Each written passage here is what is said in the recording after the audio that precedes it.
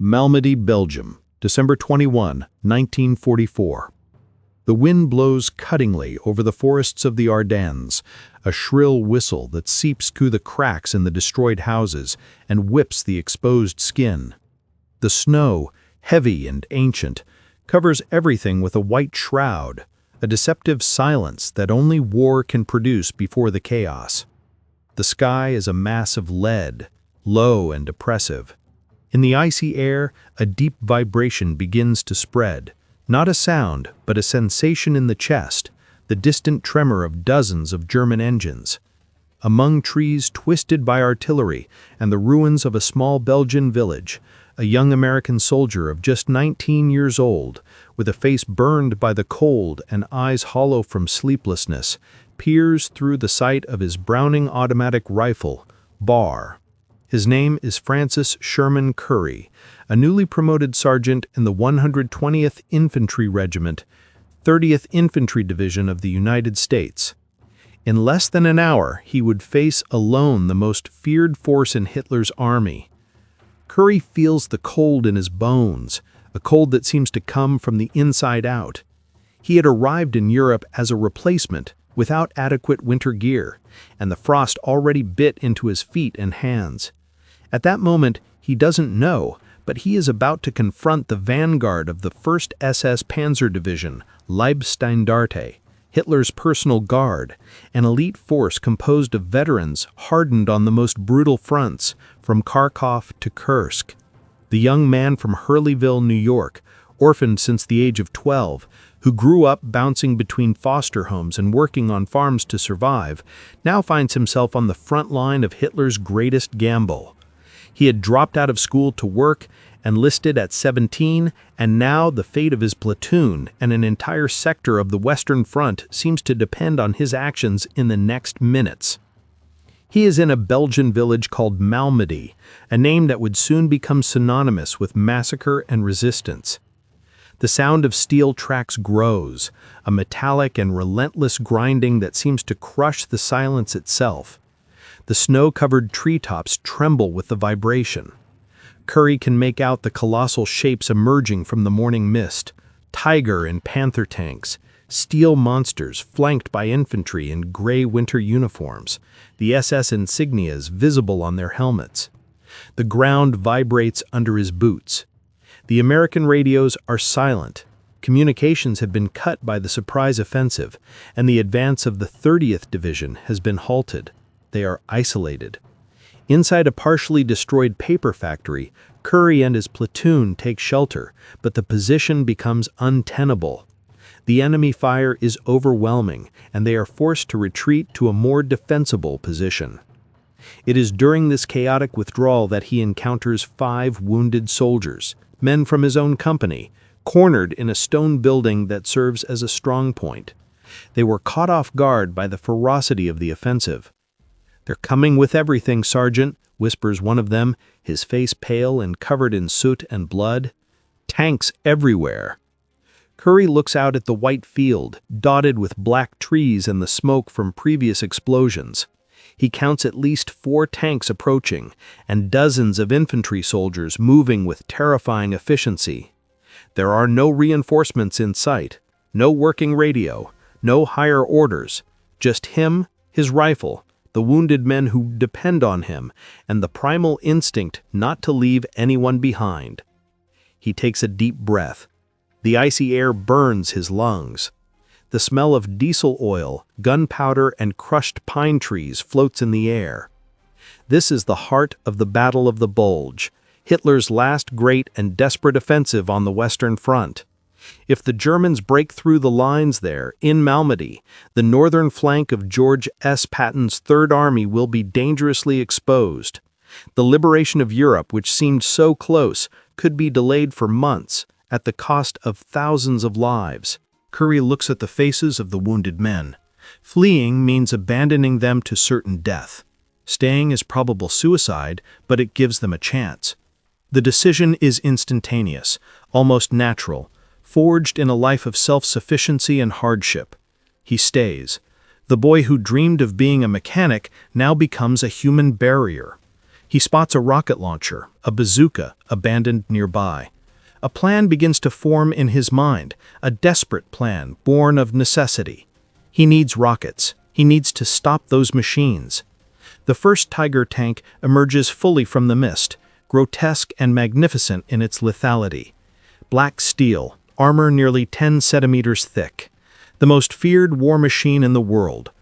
The sound of its engine is a low, guttural roar. Currey's decision is not about heroism, it's about necessity. He will not retreat. The moment of decision dissolves into pure action. The chaos outside has a rhythm, a cadence of machine gun bursts and the dull thud of artillery. Currey knows his automatic rifle is useless against a tank's armor. He needs something more. He locates an M9 bazooka in a nearby building, but there's no ammunition. He remembers seeing rockets near the bridge they were guarding. Ignoring his instinct for self-preservation, he leaves the cover of the building and runs down the street swept by enemy fire. Machine gun bullets ricochet off the pavement around him, kicking up sparks and stone shards. He feels naked, exposed, each step a gamble against death. He reaches the position, grabs a handful of rockets, and runs back, his heart pounding against his ribs, his ragged breath forming white clouds in the icy air. For a second, he thought he wouldn't make it back. Then he ran again. Back at the shelter, he and a comrade load the bazooka. The first Tiger tank advances, its 88mm cannon moving slowly, searching for targets. Currey leans against a destroyed wall, aims, and fires. The anti-tank rocket leaves a trail of white smoke, a high-pitched whine that cuts through the air for a fraction of a second. The impact hits the base of the Tiger's turret. There's no catastrophic explosion, but a metallic thud and a horrific grinding sound. The cannon stops turning. The rocket has jammed the turret, rendering the tank's main weapon useless. Frustrated, the steel monster retreats slowly, disappearing into the smoke from whence it came. A small victory, a sigh of relief. But it's only the beginning. Minutes later, 3 German tanks appear, attempting a new approach. Currey knows the bazooka won't be enough. His brain works at high speed, processing the battlefield like a deadly puzzle. He spots a destroyed anti-tank gun position nearby. Another desperate run under heavy fire.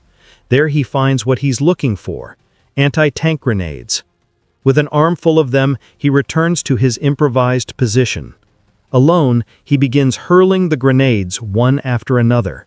The explosions rock the vehicles, forcing the crews to abandon them or retreat. The armored advance has, for now, been neutralized.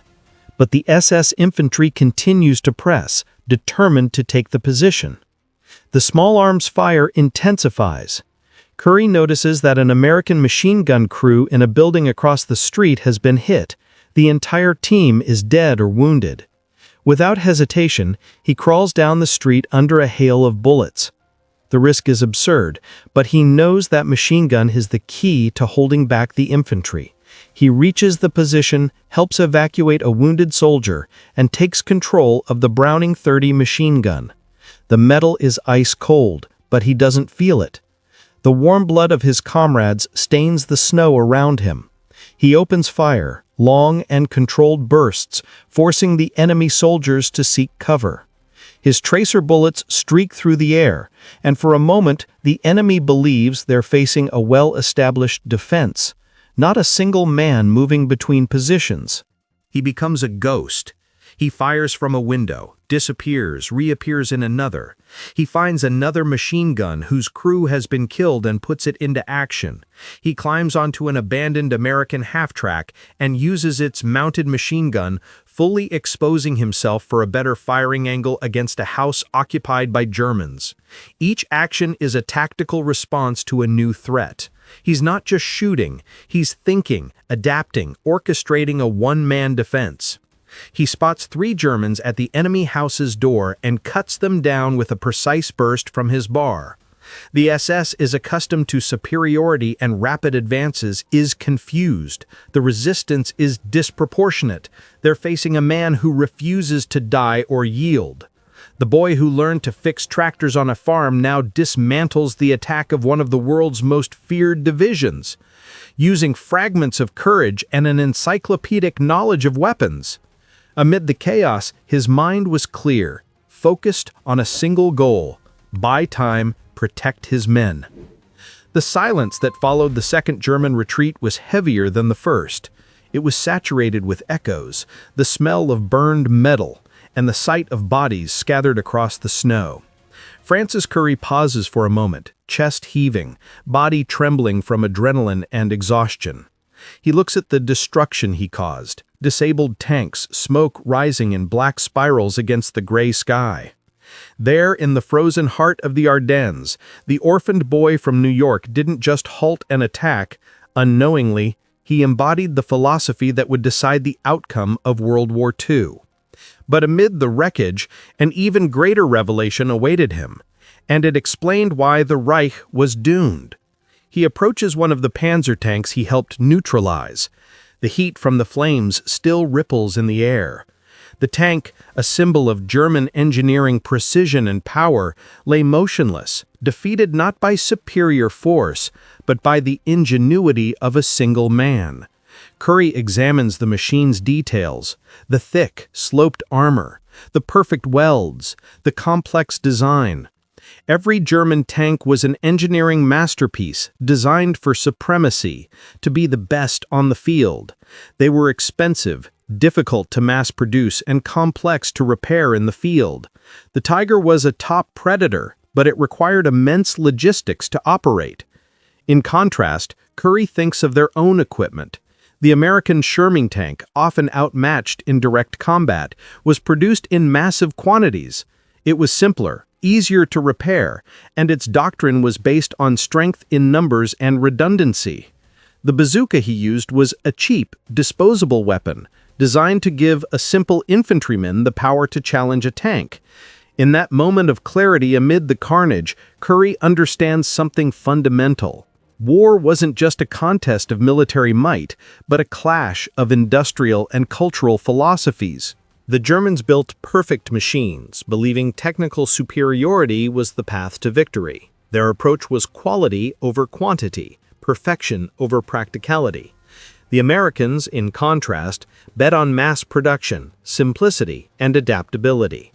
The German war was a quest for the technical masterpiece.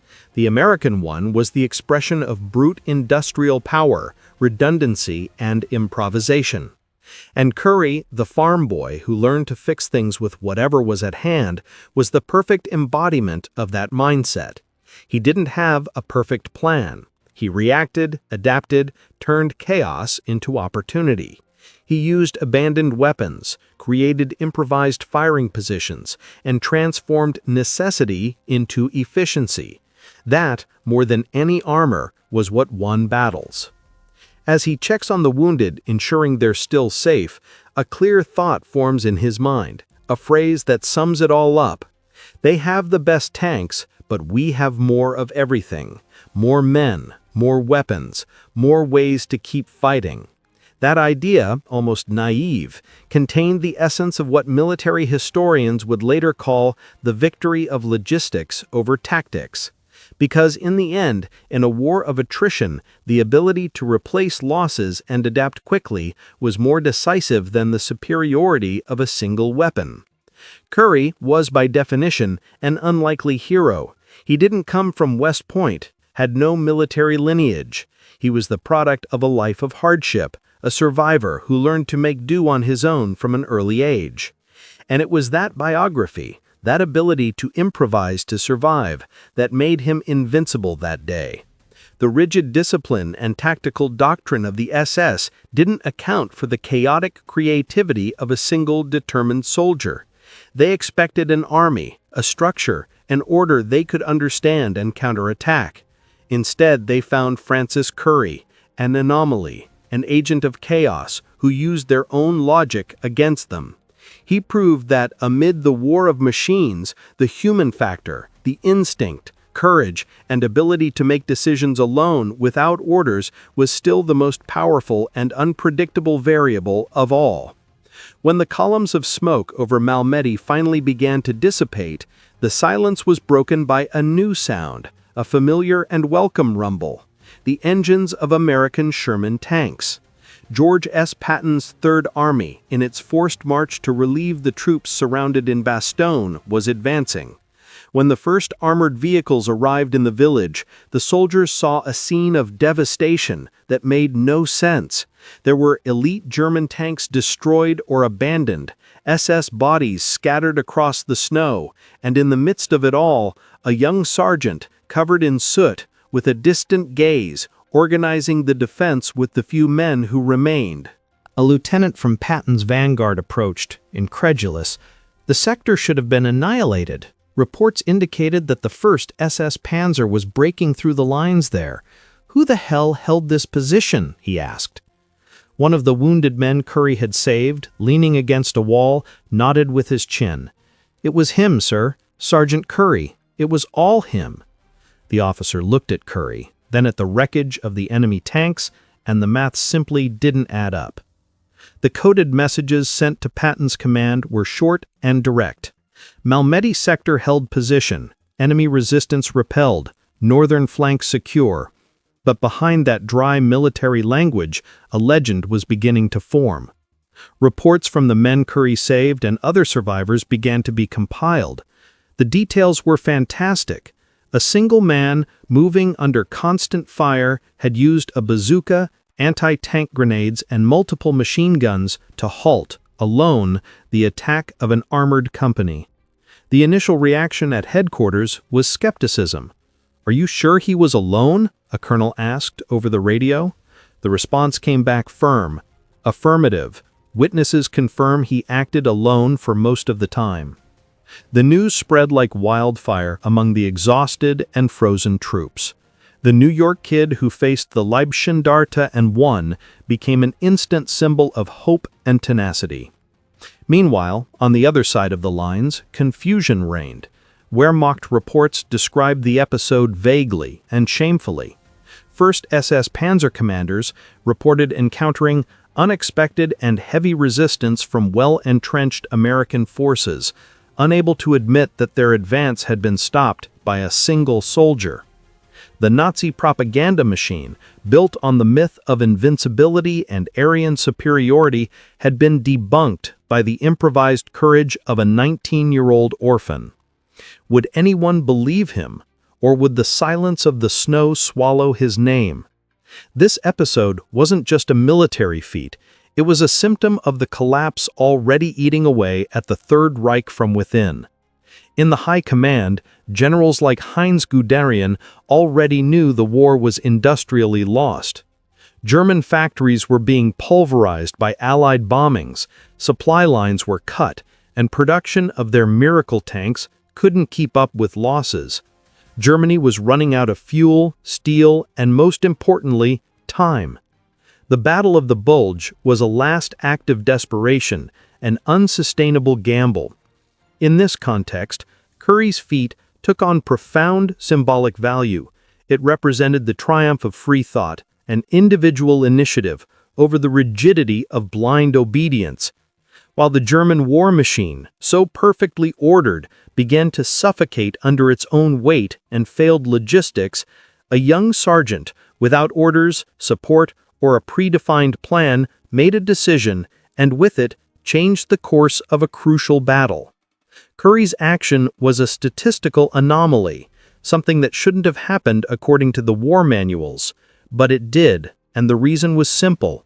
Adaptable and resilient human logic overcame the cold and brittle logic of the machine. Victory, he proved, wasn't just an act of force, but an act of will. The winter of 1944 ended. The spring of 1945 brought victory in Europe, but the war never left Francis Currey. While generals redrew borders on maps and the world celebrated, Currey returned to the relative anonymity of a soldier's life. The war still needed men, not legends. After Germany's surrender, he was sent back to the United States. The Atlantic crossing was silent aboard the Queen Mary, shared with thousands of other survivors, men whose gazes carried the weight of what they had seen and done. On July 27, 1945, in a ceremony in France, the commander of the 30th Infantry Division, Major General Leland Hobbs, awarded Francis Sherman Currey the Congressional Medal of Honor, the highest military decoration of the United States, on behalf of the President. The citation text described his actions with military precision that barely captured the chaos of that day. For conspicuous gallantry and intrepidity, at the risk of life above and beyond the call of duty, through his extensive knowledge of weapons and his repeated and heroic exposure to murderous enemy fire, Sergeant Currey was greatly responsible for inflicting heavy losses, for rescuing 5 comrades, and for repelling an attack that threatened to flank his battalion's position. As the medal was placed around his neck, he, with his characteristic humility, simply said he did what needed to be done. He never saw himself as the hero the newspapers described. He returned to upstate New York and built a simple life. He worked for decades at the Veterans Administration, helping other soldiers navigate the complexities of life after war, and later at a hardware store. His neighbors knew him as Mr. Currey, a quiet and reserved man. Few knew that the soft-spoken man had faced Tiger tanks with grenades, or that he was one of the youngest to receive the Medal of Honor in World War II. When asked about Malmedy, his answer was always modest. "I think I got lucky, and they didn't." But history didn't forget him. Decades later, as an old man, he was invited to visit the West Point Military Academy. Before a class of young cadets, a colonel introduced him saying, "Gentlemen, this man is living proof that wars aren't won just by machines or strategies, but by decisions made in seconds, decisions that change the course of history." Currey, silent for a moment, looked at the young, eager faces and said simply, "What I did, any one of you would have done. The only difference is that I was there that day." Francis Currey lived to the age of 94, passing away on October 8, 2019. At his funeral, the American flag was folded and presented to his family, while a sergeant read the story of his bravery again. An elderly veteran who served in the same 30th Division said through tears, "He didn't just save those 5 men. That day, he saved us all." And history, with the benefit of hindsight, proved he was right. Declassified archives decades later allowed historians to calculate the real impact of his actions. If the 1st SS Panzer had broken through the lines at Malmedy on December 21st, Patton's counterattack would have been delayed by up to 2 full days. 2 days that would have allowed the Reich to consolidate its offensive, prolonging the war and costing thousands of additional lives. Currey's act didn't just save men, it saved time, the most valuable resource in war. Today, his name is remembered in monuments and museums, like the National World War II Museum in New Orleans. But his greatest lesson isn't in the display cases. It's in the proof that, even in the impersonal gears of mass destruction, the courage, ingenuity, and will of a single individual can still halt the advance of an army. It all began with one soldier alone in the Ardennes, who, facing certain annihilation, looked at the world's greatest armored force and, with his actions, said, "You shall not pass from here." In the end, it wasn't the steel that won, but the heart that refused to freeze.